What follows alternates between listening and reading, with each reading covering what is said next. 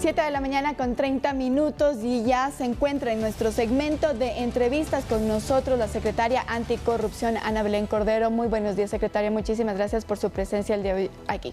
Buenos días, un saludo a todos los televidentes y gracias por la invitación.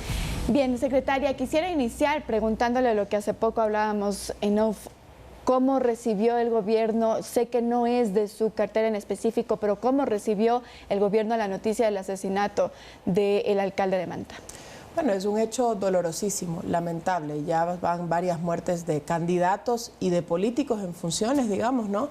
Y la ciudadanía en general vive en zozobra en distintas provincias del país.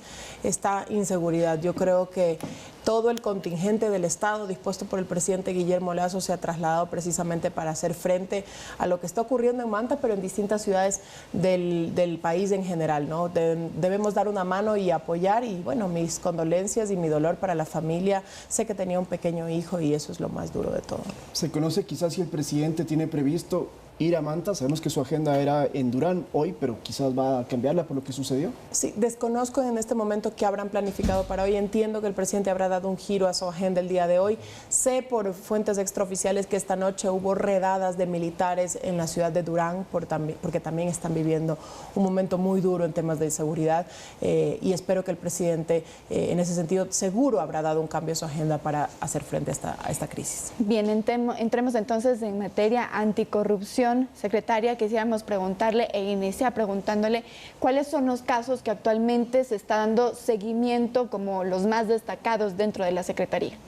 Sí, precisamente ese es mi objetivo de estar en este y en distintos medios de comunicación, comunicar adecuadamente el rol y el trabajo de la Secretaría, y uno de los hechos principales que quizás la ciudadanía no conocía, la opinión pública en general, es que la Secretaría trabaja vía decreto y vía sus competencias que le dio en estatuto a través de prevención, educación y elaboración de política pública. Y con estos antecedentes nosotros hemos llevado adelante cursos de formación en ética e integridad a funcionarios públicos. Nosotros ya hemos capacitado a más de 5.000 funcionarios y nuestra meta es capacitar hasta 8.000 funcionarios. Creo que vamos a sobrepasar la meta una vez finalice el gobierno. Y otro de los hechos es la elaboración de política pública. En esta Secretaría ya se elaboró la Estrategia Nacional Anticorrupción y nuestra idea es dejarlo elevado a política pública a través de decreto. Y un hecho muy puntual y muy particular que hacemos y llevamos adelante esta Secretaría es del PCR Anticorrupción. ¿Qué es el PCR Anticorrupción? Es un símil que hacemos con lo que conocíamos como el PCR en la época del COVID. Nos servía para detectar una enfermedad y mitigar cualquier riesgo de muerte. Entonces, ¿qué hacemos con el PCR Anticorrupción? Lo aplicamos en distintas instituciones. Ya lo hemos hecho en el Ministerio de Educación, en SENAE, lo hemos hecho en CFN, en ACCES, y es precisamente enseñarle a los funcionarios, a los jerárquicos superiores, dónde pueden haber presuntos riesgos de corrupción y cómo mitigarlos. Con esos antecedentes nosotros trabajamos. Ahora usted me preguntaba por casos en particular. Nosotros recibimos denuncias, o más que denuncias, hechos que pueden derivar en corrupción, alertas. Para eso hemos desarrollado y hemos suscrito un convenio con la Fundación CAGE para tener o, digamos, utilizar la herramienta que se llama el corruptómetro y que permite a la ciudadanía no solamente poner alertas y denuncias contra procesos de contratación pública, sino también contra determinadas conductas que no necesariamente estén enmarcadas en procesos de contratación pública, y con esos antecedentes la ciudadanía, los medios de comunicación, el funcionario público pueda dar seguimiento a su alerta o a su denuncia, y puede hacerlo también de manera anónima. Usted mencionaba que entonces han investigado o hecho esta prueba PCR en el SENAE, que es el Servicio Nacional de Aduanas del Ecuador, una institución que no de ahora, sino de muchos años siempre ha estado apuntada por irregularidades.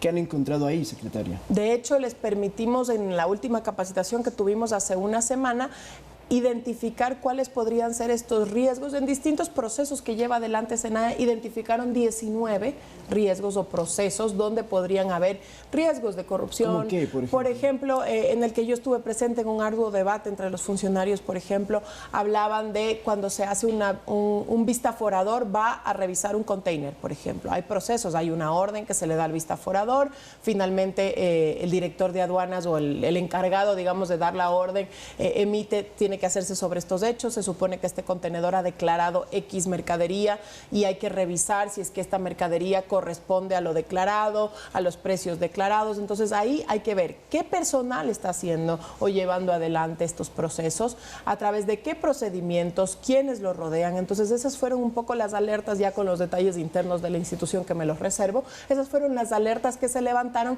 y que se les indicaron a los funcionarios de aduana cómo mitigar esas alertas. Y debo recalcar que estos funcionarios de aduana y de todas las instituciones donde se aplica el PCR anticorrupción son jerárquicos superiores y toman decisiones. Entonces, un poco eso es lo que nos sirve de este proceso. Ahora, lo que queda en este proceso que hicimos en aduanas es la última fase, que es el levantamiento de la información, las encuestas y el informe con recomendaciones. Bien, el anterior secretario anticorrupción, Verde Soto, él dejó junto con su fin de gestión un documento en donde él decía que había pues información sobre presunta corrupción en las empresas públicas, sobre todo. ¿Se ha dado seguimiento a ese documento, secretaria, y en qué ha quedado también esa continuación del proceso? Gracias por su pregunta y muy pertinente, porque de hecho yo conocí este informe más allá de por haber sido asambleísta oficialista en su momento, porque estuve presidiendo el juicio político al señor presidente de la República, donde se trató este informe. Y con estos antecedentes, la crítica al menos que se hizo casa adentro de este informe es que nos hubiese encantado que este informe sea mucho más aterrizado, que no sea tan técnico, no es que no sea tan técnico, que tenga mayores ejemplos de casos concretos. Por ejemplo, el exsecretario Verde Soto afirmaba que había una concentración muy importante en los directorios de las empresas públicas. Nos hubiese encantado que el exsecretario Verde Soto diga por qué esa concentración, que él cree o considera así, que de hecho esa concentración viene dada por la ley, no por alguna decisión gubernamental, por qué esa concentración en determinado directorio de determinada empresa pública con X nombres y apellidos hubiese derivado o derivó en actos de corrupción. ¿Para qué? Para yo poder dar lo que usted plantea, ese seguimiento adecuado. Sin embargo, nosotros desde enero participamos como Secretaría Nacional Anticorrupción en la mayoría de directorios de empresas públicas, no solamente que damos alertas de presuntos indicios o actos o comentarios sobre que pueda haber presuntos actos de corrupción, sino que emitimos un informe después de cada directorio y se lo entregamos a la institución y al directorio para que tomen decisiones correctivas. Con esos antecedentes nosotros damos seguimiento a las decisiones y la toma de decisiones en las empresas públicas. Pero considera que hace falta quizás una intervención más integral en estos directorios, y no sé si han logrado hacer remociones, no de las máximas cabezas, pero se hablaba de puestos medios que son los que estarían involucrados en los casos de corrupción. En algunos casos hay mandos medios de distintas instituciones o empresas públicas, por ejemplo, que tienen, la mayoría tienen nombramientos, ¿no? Entonces eso implica, en caso de que se vaya a dar una remoción, implica por supuesto las correspondientes indemnizaciones laborales. Con esos antecedentes, lo que se debe hacer, lo que corresponde al gerente, eso nos corresponde a nosotros como Secretaría, recomendarle a la gerencia de la empresa pública que tome determinadas decisiones en función de una alerta o de una investigación de un caso. Pero, y hablando de este corruptómetro que usted decía, ¿en qué estado ubica usted a empresas públicas como Flopec, como Petroecuador, como SELEC, que estuvieron ante el ojo público? De hecho, esas empresas públicas están recibiendo en estos momentos, el lunes anterior inició el curso de ética pública para determinados funcionarios. EP Flopec, EP Petroecuador, el MAG, el MIPRO, el Ministerio de Bienestar Social. Algunas empresas e instituciones reciben este curso. Ahora, usted me dice, ¿qué pasa con los mandos medios quizás en estas empresas públicas? Precisamente es a la gerencia de esas empresas públicas que se les recomienda tomar decisiones al seno de ese directorio. Nosotros ya hemos participado este mes que voy en el cargo en el directorio de Petroecuador, por ejemplo, que fue aproximadamente hace 10 días, y en ese directorio yo le consulté al directorio y al gerente de la empresa pública qué están haciendo, por ejemplo, respecto al contrabando de combustible en la frontera, qué están haciendo respecto al contrabando de fuel oil en alta mar, y digamos, resolvieron en ese directorio presentar un plan de mitigación con distintas instituciones, porque no es solo Petroecuador, es aduanas, es las Fuerzas Armadas, etcétera, un plan de mitigación en cómo poder frenar este contrabando. Entonces, esa es una de las acciones concretas que se hacen en directorio. Es decir, secretaria, pero usted nos dice, estas capacitaciones, y entiendo, las capacitaciones son para prevenir actos de corrupción. ¿Ustedes descartan entonces que haya habido actos de corrupción en lo que va de la administración del presidente Guillermo Lasso en las empresas públicas, tal y como lo mencionaba o lo, digamos, sugería Luis Verde Soto, el anterior secretario? Mire, Yo creo que cualquier institución o cualquier gobierno de cualquier país, y más aún en América Latina, donde los índices de corrupción son bastante altos, nunca se puede descartar cualquier irregularidad, ¿no? Pero hasta el momento, en el gobierno del presidente Guillermo Lasso no ha existido una sentencia ejecutorial que pueda dictaminar un presunto acto de corrupción. Ahora, claro, en el futuro podría existir eso, pero ¿cuál es el rol de esta secretaría?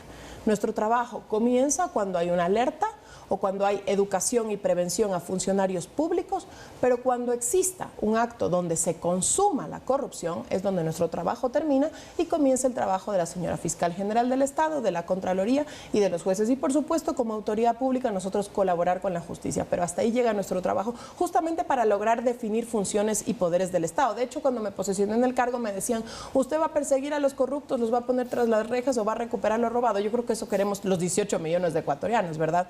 Pero en particular eso no es competencia del Ejecutivo ni de esta Secretaría adscrita a la Presidencia, sino de la Justicia. Pero usted dice que cuando les llega una alerta, bueno, se activa. Por supuesto. Hace 2 semanas hubo una alerta que le dijo el propio ministro del Interior, Juan Zapata, al revelar que hubo un intento de sobornarlo con $2 millones para la adquisición de chalecos antibalas para la policía.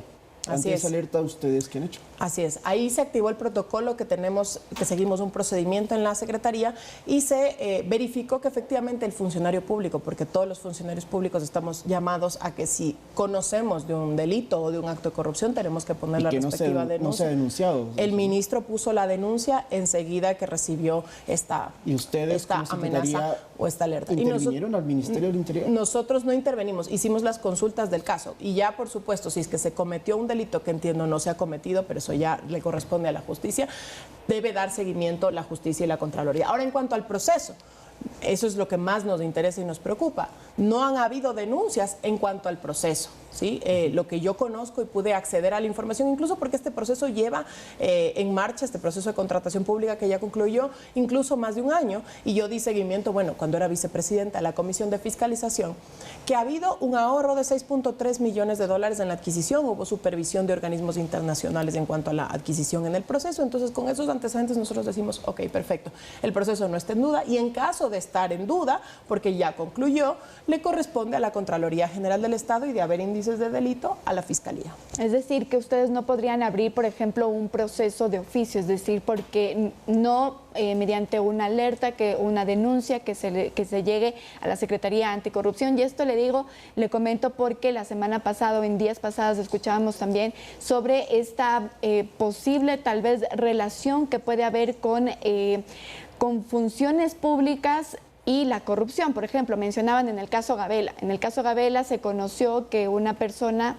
que había estado implicada en el asesinato del general falleció, pero años más tarde se conoció que solo había sido falsificada su identidad y que evidentemente esto podría concretarse en un caso de corrupción con funciones del Estado. En ese caso, por ejemplo, ¿no podrían abrir ustedes una investigación de oficio? Todos esos hechos lamentables le corresponde investigar a la justicia. ¿Por qué? Porque nuestra labor es prevención y educación. Y si un hecho de corrupción o un delito, como el que usted menciona, que es el caso Gabela, ya se consumó, le corresponde a la justicia investigar. A nosotros nos corresponde prevenir y mitigar y educar en riesgos de corrupción. Me queda claro. Entonces, muchísimas gracias, secretaria, por su presencia aquí en Noticias 7. Conversábamos con Ana Belén Cordero, secretaria Anticorrupción. Con esto, amigos, nosotros nos vamos a una pausa, pero quédense porque regresamos con más información.